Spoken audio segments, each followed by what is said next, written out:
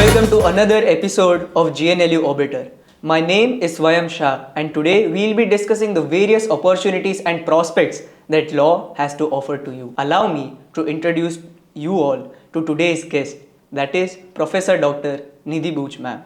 She has been the Associate Professor of Law at Gujarat National Law University for more than 20 years, and I am proud to announce that she is recognized as one of the 100 most powerful women in IP by World IP Forum in 2021. She is the head of GNLU Centre for Intellectual Property Rights, and she is the head of Placements and Internships Division at GNLU. She delivers more than 100 expert lectures, she has several publications, and with that, I am sure that we'll have a fruitful conversation today. How are you, ma'am? I'm absolutely good and even better to be here with you, Swayam. Thank you for inviting me. Ma'am, the simple question I'd like to ask you firstly is that why should one pursue law? Law, as I have seen, since last 20 years, it has undergone a huge transition. Earlier, law was not considered to be a sought-after career, but as of now, if you compare it with other career option, it is considered to be one such which has many avenues to offer. So it is something, it's not just that after getting a degree in law, you have to confine with law only. You can definitely pursue number of other avenues like that. I know students who have gone for their masters in business administration. I know students who have then gone for civil services, and such other career options are open. You can even practice international law. You can go to the international agencies and work with them. So there are number of such options which are now being available, and they are definitely being pursued. Hence, I think law is considered to be one of such career options which are definitely being sought after more than what it used to be earlier. Why one should pursue internship? I think I would say that as much as importance that we used to give to classroom lessons, the importance of internship is almost of the same level, or rather higher, I would say, because the lessons that students study or learn inside the classroom would serve purpose only when they know how the same are applied in practical life. And this stands true for, of course, for all disciplines, but for law, it is indeed something which is very, very important to be considered, because as we know, law is nothing but black letter of law, which is lifeless. You add life to it when it is interpreted and when it is applied to human life situation. So when the students are studying those lessons inside the classroom, they need to know how that is implemented and enforced to human life situation. Like say, for example, you are studying the fundamentals of contract. So you would be imagining as to how breach of contract will take place. But when you are interning at that place, you would know that how breach is taking place, how that is actually creating a situation of actual legal injury for which you have remedy, and for that you have to go to court, not only a court but a court of appropriate jurisdiction. How do you then draft your plaint, what is a plaint, and how do you present, what is the way in which that is to be presented, so on and so forth. So these are the situations which are of practical significance. Apart from that, I think internships are very important, not just to bridge this particular gap between classroom lessons and practical situation. It's very important because it will give students an opportunity to find out what is suitable for them. Because sometimes, you feel that, okay, I want to do this. You may have desire, but you need to have skill set that back your desire. Only then you will be able to see whether it is working well for you or not. So you will be able to have clarity on what you want to do in life. You will be able to imagine yourself. How do you see and where do you see yourself down the line 5 years? And will you be liking it? Will you be able to do it? Next is, of course, you will then have, you will have your own network. So you will come to know people who are working in practical field. They'll be of immense help. In between, you would also come to know certain alumni through, whom you would know how they are working, what all things that have helped them. You would then know what skills are required, whether you have those skills or not. So I would say, one, it will bridge the gap between classroom lessons and practical situation. Two, it will give clarity to students about their future goals. roles, and 3, it will definitely help them explore the professional avenues and accordingly build their own CV. So from what I gather are three things. Firstly, that you will be able to bridge the gap from the theory to practice. Secondly, you will be able to realize that whether you resonate with the field of practice or not. And thirdly, you will be able to make your own connections with alumni, with various people in their field. Which brings me to the next question, that where should one intern? There are basically 4 or 5 options when it comes to law students, starting with say NGO. Now, interning with NGO is very important because when you are studying law, law can never be studied in isolation. You need to know that law exists in society, and the civil society definitely help us understand what are the issues and how those issues are then required to be addressed with the help of law. So going to civil society and working with NGO is something which I think is almost mandatory. One must do that. The second is then, I have observed that students definitely are attracted to the glamour of higher courts, but starting with trial court is very, very important. There you would know how the matters are reaching the court, how those matters are filed, then how that record is created, and then how it goes to higher court, and that is how you would learn about the hierarchy of courts as it works in our society. So going to trial court, going to high court, going to Supreme Court, working with corporate law firms, litigation chambers, even think tanks, then I think there are a number of options. Whatever, you feel, there are people, say for example, as of now, there are certain niche areas, like say you want to work for media law. So it's better you go to media house, work with them, know how it works, where the law has to intervene when it comes to media regulation. So it depends then on what do you want to do, and then accordingly you plan your internship. But I would say that the options are boundless. When I choose to intern under an advocate, should I intern under an advocate who has a big name, where I'll be exposed to extremes of law, where I'll be exposed to the higher kinds of problems, or should I rather intern with someone who has an upcoming practice? I think I would say, if possible, both, because going with a big name, as you mentioned, you will definitely get an exposure to see how such big problems are addressed in form of cases, and then how on that there's a group of people who are working day and night.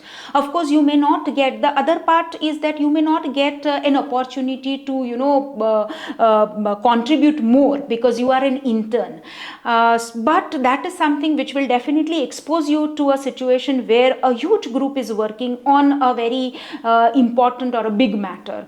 Then that is something, but I don't think that's a requirement that you must always work, because ultimately when you put this experience in your CV, whether you have worked with a big name or you have worked with an upcoming practitioner, it would not matter much, because then what is important is what you have done. What has been your contribution? So when you are putting that in your CV, you are having complete clarity about it. Internship is meant to convey how willing you are to work, what kind of willingness you have to work, what is the level of patience with which you are ready to learn, and what is the way in which you are ready to put in all sincere, hard and honest efforts. So with that, upcoming lawyer or a big name would not make a difference, but then if you are getting an opportunity to go to both, I think that's excellent. Now ma'am, coming to the burning question, a lot of people are first generation lawyers. They want to delve into the field of law, but there is a conception that it is dominated a lot by connections, and if someone does not have connections, then it is a barrier and that would further divide. So how should we resolve that problem? I think this is not just a law specific problem. I think this is something which you can see with almost all disciplines. So when you have a background, definitely you have some connection which would help. Now breaking it like what we are doing at Gujarat National Law University, we have a specific department which is devoted for this. So irrespective of students coming from a background or with background, we are facilitating internship for all students students alike for all 5 years. And then of course it is their choice whether they want to opt for recruitment through the department or not. Otherwise, when it comes to internship, the department is facilitating it equally for all of them. So I think that is the way in which this particular question can be addressed, which we are doing. And I think almost all national law schools are having such committees and a department that is working. So whether you have connection or not, what is important is having those skills and some grades and then the CV as a whole, which can help you fetch that internship for you. So from what I gather is that although connections do play a role, ultimately it is the skills of the person that will matter, and that is how your career trajectory will depend upon. So coming to the skills part, how should I then upskill myself in the 5 years that I have at law school? Okay, so if I look at the term that you have used, upskill, right, from the lens of a law teacher or a law professor, I think upskilling means you are focusing either on improving your skill or you are focusing on acquiring new set of skills. Now, when would you know that you need an upskill? When you work. While working, it's very important for you to, be very much focused on how you are working. You will definitely have, because you are working not for a couple of days, you are working for a few weeks, maybe a month, maybe 6 weeks together. So you would have certain, you can say certain episodes or certain incidences, which are both good and bad.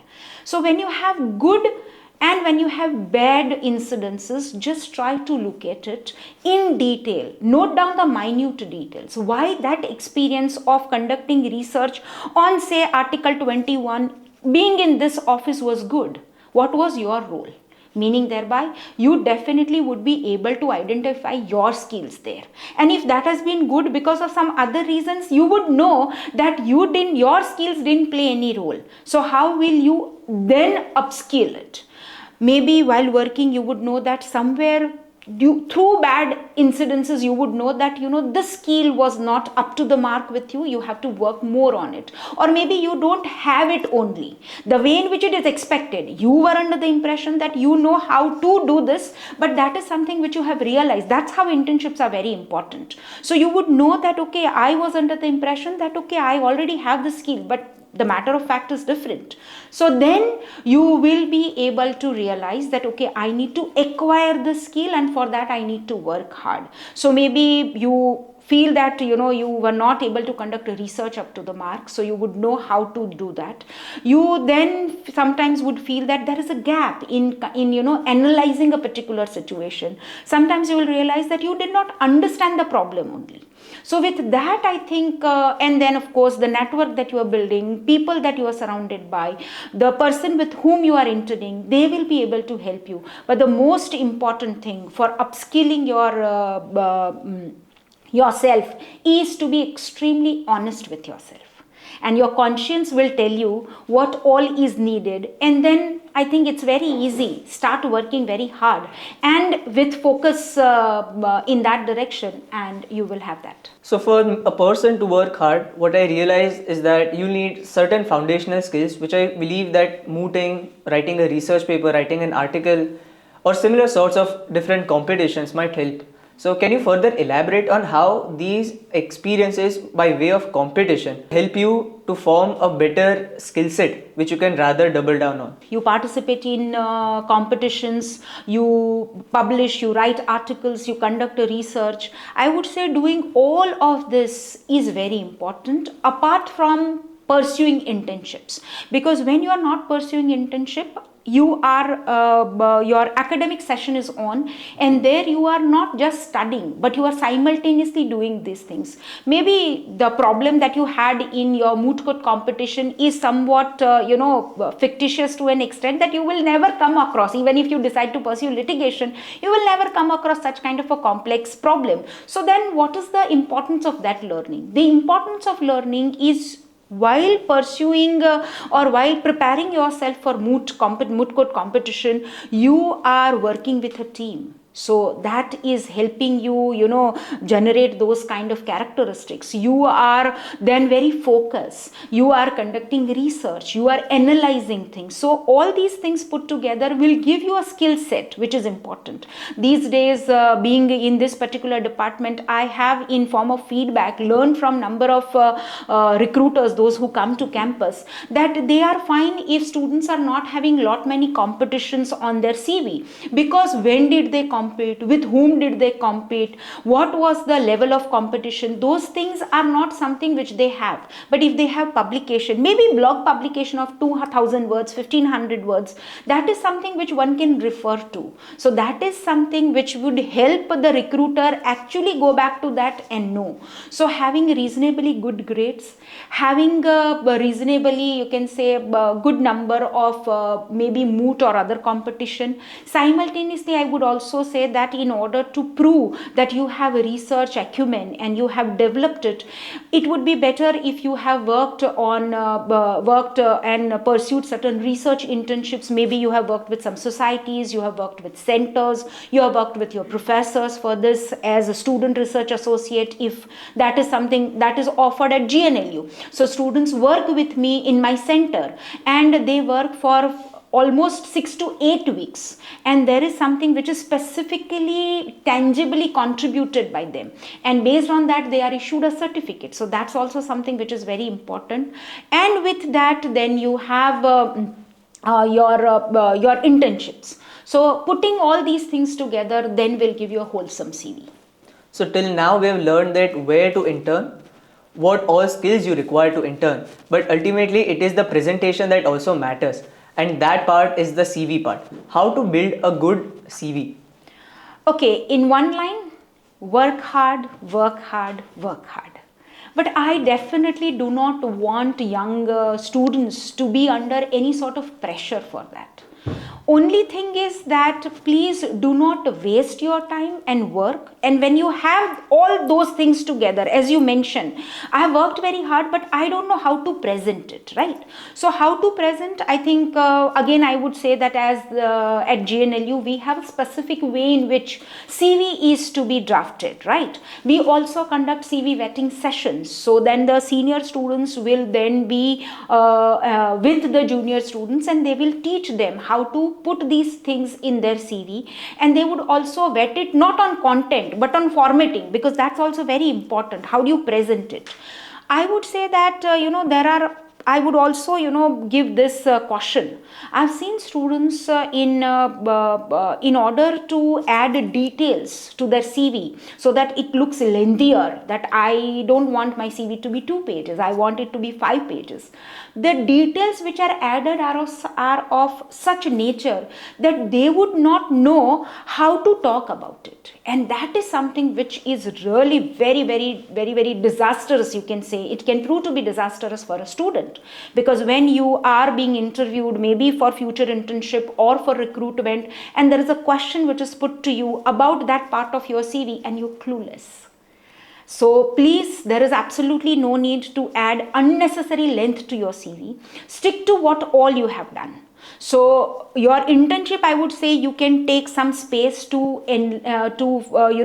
come out with the details on what all things you have done. Not in great detail like paragraphs and paragraphs running into those details, but you can come out with certain pinpointed, bullet pointed details which can help the other person understand what all you have done. And of course, the way in which, with your internship being highlighted, then you can highlight your publication, you can highlight your research experience, you can highlight your participation in competitions, and also you can highlight your interest, right? Because you are not born just to work, you're born to enjoy your life. And for a young law student, it is just the beginning. The life has much to offer to you. So what all things would then of your interest, but there also be very, very careful. Do not unnecessarily add those things which are not actually suitable to your personality and you've added it for the sake. So I would say be focused on formatting. There should not be much of formatting errors. That is something which is very eye-catching and is not appreciated. Number 2, be very careful with the content. Do not add the content which is not something about which you can vouch or you can prove. and testify. Number 3, whatever details you are adding, those details should be in that particular format, in that particular sequence, along with your hobby and interest. So now we have the skills, we also have a good CV. Now I'd like to come to the corporate part of the conversation, and I would like to understand the process for how to approach a corporate law firm. If you have a department or a committee, that department or committee has a set of norms, and also you can say a process. Following that, you would get it. And for that, the skill that you need is, I think, definitely a combination. You need to have a wholesome CV. You need to have reasonably good grades.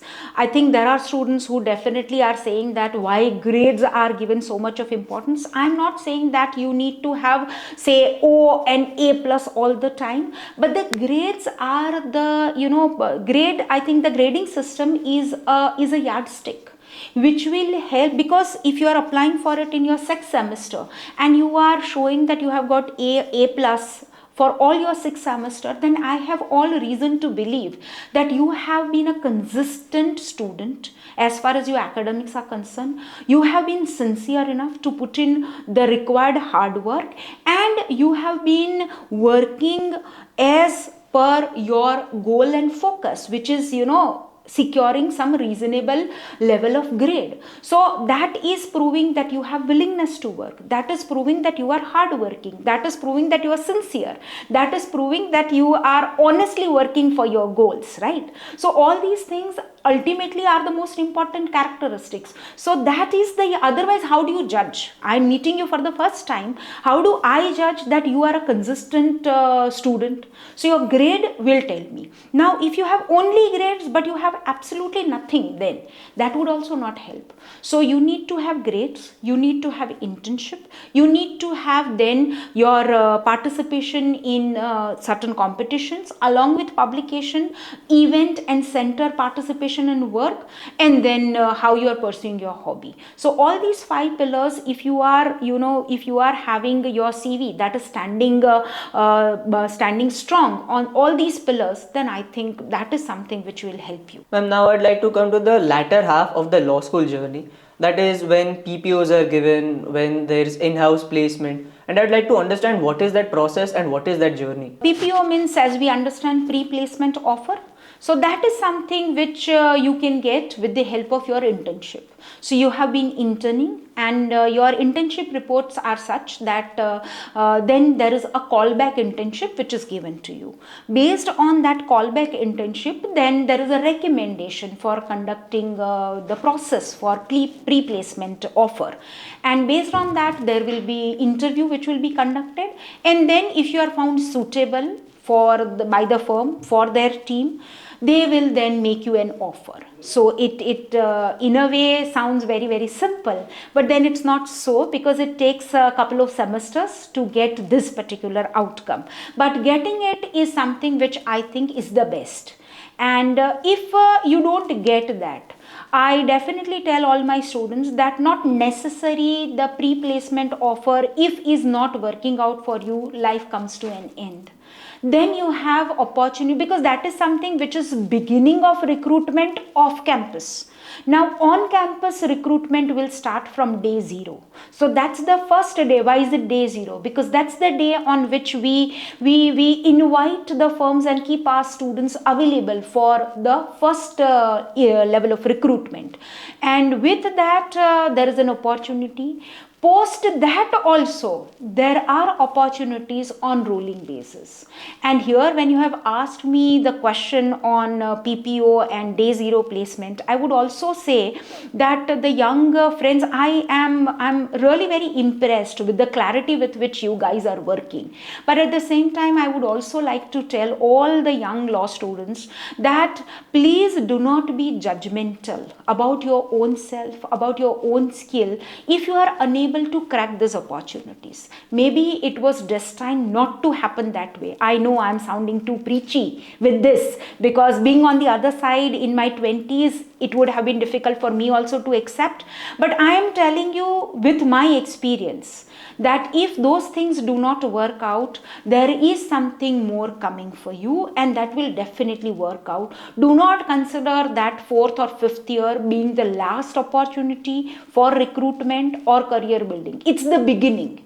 Your journey is now starting with that phase. So I think keeping that in mind is also very important. So talking about the placement at GNLU, I think I am extremely proud to say that GNLU is consistently doing well when it comes to internship and placement both.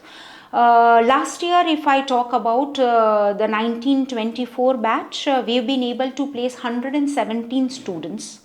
And the students are everywhere. You will find students in litigation, you will find students in corporate firm, you will find students going to academia, and of course I'm not counting those who have gone for higher studies or those who are pursuing their competitive exams. 117 is a mark that we have achieved. We had a 30 plus PPO that we got, and then we also had the equal number for the day zero. So that is something with which I'm hoping that the 2020 batch will definitely break that record. There are a lot of options for a person to pursue, but when it comes to litigation, it is not as financially lucrative as corporate law in the initial years. So how should a person gap that bridge? Okay, now this is something which definitely was noticed. As you know, we conduct a number of events, workshops, seminar. We invite lawyers, judges, and every time I'm talking about our story before 10 years in GNLU, we would always get one remark that your law school students are not joining the bar. They are not coming to active litigation, and they prefer to go for corporate firm related jobs.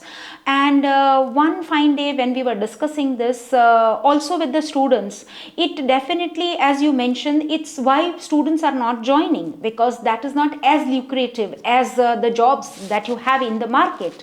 And of course it was also then kept in mind that this is the ultimate objective of the National Law School system, was to make significant contribution to bar and bench, but that is something which is not happening. What is the reason?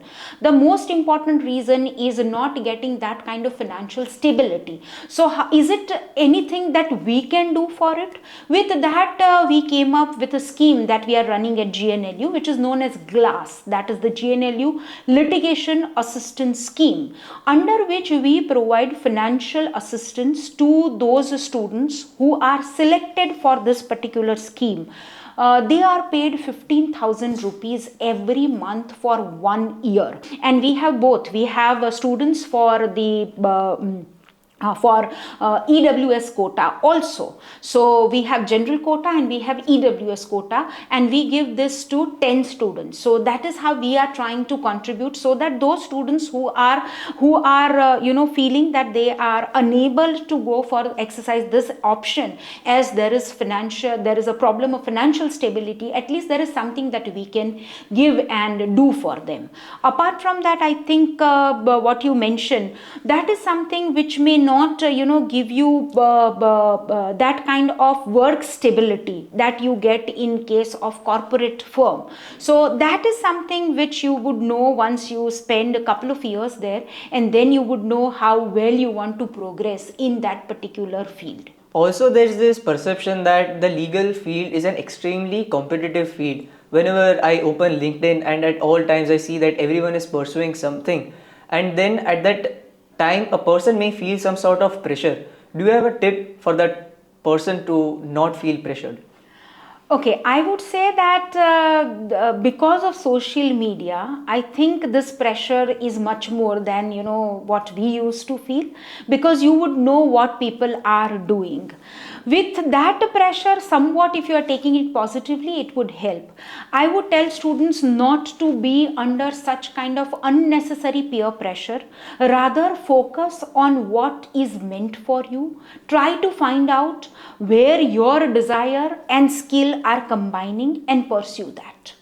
maybe somebody else is mooting on regular basis and you have none of the moot competitions to show on your CV, that does not mean you don't have the skill set which is required, right? People will not judge you on that.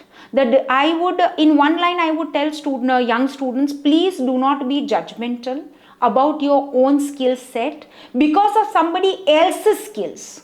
Your skills are your skills, right? Treat them as you want to upskill yourself every day. And if you keep working towards it, I think it would not matter. One more question that I have, that is on the other side of the spectrum. An increasing trend that I've noticed is that when a person is getting an incredible initiative or incredible opportunity, because of the competition factor, that person is dissuaded from sharing that with his friends or with his colleagues. What should that person do in that instance? Yes, this is something which I have also noticed, because earlier, I think before 10 years, if I talk about students, they would never ever be hesitant in sharing there. And I think this pressure again is, because of the social media or because of the peer pressure. And I don't think there is any reason for you to hide your own achievements. And it's better to share, because if it is your own achievement, thanks to your own skill, nobody is going to take it away, right? And I would say that if you share it, you will rather be helpful to your own peer or your juniors, maybe those who are in need of those things. They will come, they will ask you, and then you will be able to guide them, you will be able to help them, and of course you will be able to then give a lot of reputation to your own university from where you come. So there should be absolutely no hesitation in sharing your own achievements. Ma'am, today has been an incredible opportunity to discuss at length the various prospects and opportunities that law has to offer to all of us. I am extremely thankful to you on behalf of my entire team. And with that, I would like to conclude the episode of the various prospects and opportunities that law has to offer to you. Stay tuned for further episodes.